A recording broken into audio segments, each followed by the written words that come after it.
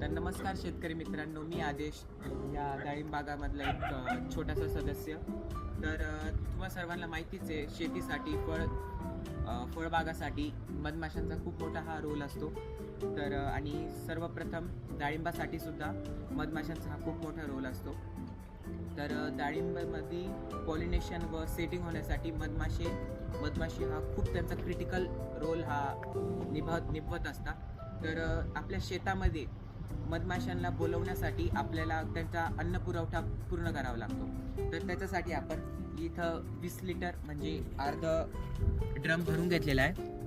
तर त्याच्यामध्ये हा आपण सेंद्रिय हा काळा गूळ टाकणार आहोत.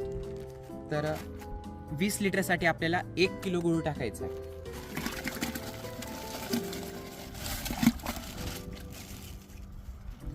तर इथं चांगले प्रकारे याची चाचणी बंद करून घ्यायची आहे.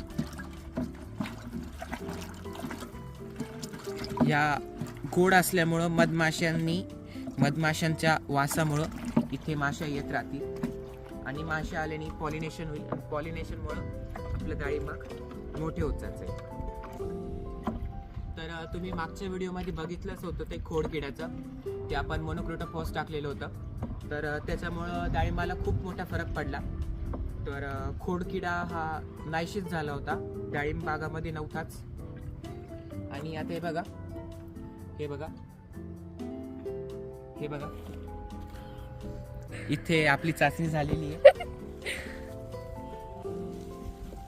तर याच्यामध्ये आपल्याला इथं ऊसाचा हा कोथा असतो, ऊसाचा रस निघाल्यानंतर त्याचा हा चोथा निघतो, तो आपल्याला याच्यामध्ये भिजून टाकायचा आहे. आणि ही मेथड खूप ऑर्गॅनिक आहे, काही केमिकलचा उपयोग नाही, सगळं आयुर्वेदिक सेंद्रिय आहे. तर याचा काही साईड इफेक्ट पण होणार नाही बागाला. आणि इथे आपल्याला असे तेलाचे ड्रम असतात, ते इथे आपण असं बघा कट करून घेतलेले. तर याच्यामध्ये आपल्याला भरून घ्यायचं आहे. आणि हे भरल्यानंतर आपल्याला झिगझॅग मेथडमध्ये आपल्याला हे पूर्ण बागामध्ये ठेवायचं आहे. तर असा हा ड्रम पाहिजे, म्हणजे अर्धाच कट करायचा आहे. तरी हे चांगले अशी ते भिजून घ्यायचे. तेवढे तुमच्या ड्रमची कॅपॅसिटी राहील तेवढे तुम्ही याच्यात टाकू शकता. तर इकडे बघू शकता तुम्ही, पूर्ण याच्यात आपल्याला भिजून टाकायचे. तेवढे बसतील तेवढे टाकायचे आपल्याला.